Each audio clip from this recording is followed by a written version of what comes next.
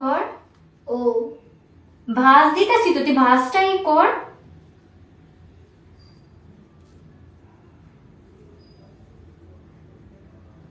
হ্যাঁ, ওই যে ভাঁজ দিতেছি তো আমি।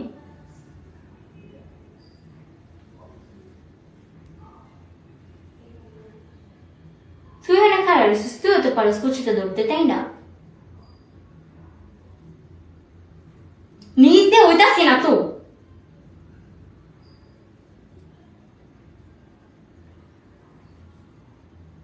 এই যে এখান দিয়ে হ,